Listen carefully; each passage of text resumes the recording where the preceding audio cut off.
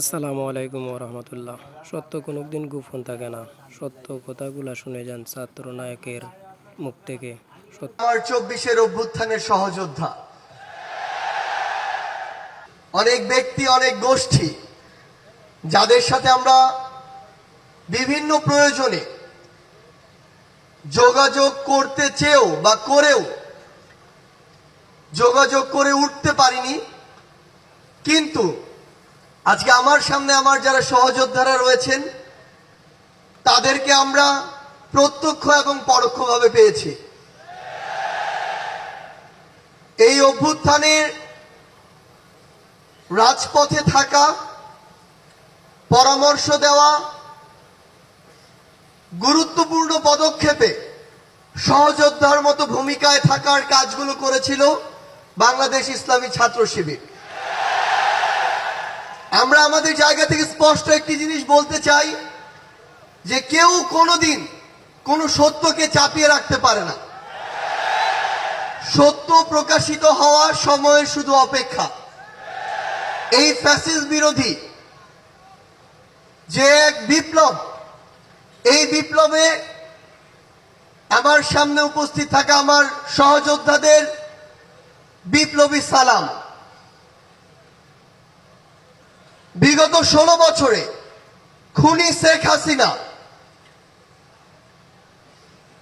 যাকেই তার potential threat মনে করেছিল তাকেই যেভাবে পেরেছে নানা উপাধি দিয়ে, নানা তকমা দিয়ে ব্লেম গেম খেলা যেটি ছিল সেই খেলায় মেতে উঠেছিল। আমরা দেখেছি অনেক নিরপরাধ মানুষকে, অনেক নিরপরাধ আলেম ওলামাকে কিভাবে শুধুমাত্র তার পটেনশিয়াল থ্রেট মনে করার কারণে জেলখানা থেকে শুরু করে হামলা, মামলা, নির্যাতনের মাধ্যমে হত্যা করেছে। আমরা আমাদের জায়গা থেকে মনে করি যে বাংলাদেশ ইসলামী ছাত্র শিবির সহ বাংলাদেশের এমন অনেক গুরুত্বপূর্ণ ব্যক্তি ছিল, সংগঠন ছিল, যাদেরকে এই খুনি শেখ হাসিনা বাংলাদেশে, এই স্বাধীন দেশে বেঁচে থাকাটা তাদের জন্য দুঃসাধ্য করে রেখেছিল। আমরা আমাদের জায়গা থেকে শুধু আপনাদেরকে একটি কথাই বলতে চাই, খুনি শেখ হাসিনা যেভাবে আপনাদেরকে সহ অনেককেই রিপ্রেজেন্ট করার চেষ্টা করেছিল, বাংলাদেশের বর্তমান প্রজন্ম সেটিকে কিন্তু বিশ্বাস করে না। বর্তমান প্রজন্ম ততটুকু বিবেকবোধ সম্পন্ন বলেই এই ফ্যাসিস্ট খুনিকে এই দেশ থেকে বিতাড়িত করেছে এবং তার দেয়া প্রেসক্রিপশন আগামী প্রজন্ম হজম করে না বলেই তাকে এই দেশ ছাড়া করা হয়েছে। আমরা বিশ্বাস করি আপনারা আপনাদের কাজের মধ্য দিয়ে পুরো বাংলাদেশের মানুষের কাছে আপনাদের গ্রহণযোগ্যতা সর্বোচ্চ পর্যায়ে নিয়ে যাবেন এবং আমাদের সবকিছুর আগে, ব্যক্তির আগে, গোষ্ঠীর আগে, দলের আগে পুরো দেশের মানুষ এবং দেশের এই প্রায়োরিটি যেন আমাদের মাঝে থাকে।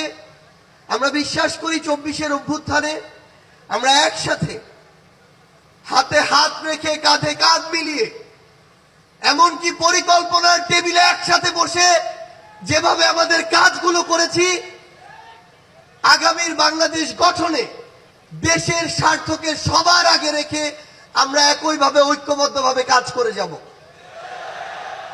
আমরা বিশ্বাস করি আমাদের চিন্তা ভাবনা যতদিন সৎ থাকবে, আমাদের কাজ যতদিন দেশ ও দেশের মানুষের জন্য থাকবে, ততদিন খুনি হাসিনার মতো যারাই আমাদের প্রতিবন্ধকতা হিসেবে সামনে আসুক না কেন, আমরা ঐক্যবদ্ধভাবে তাদেরকে প্রতিহত করতে পারব। আজকে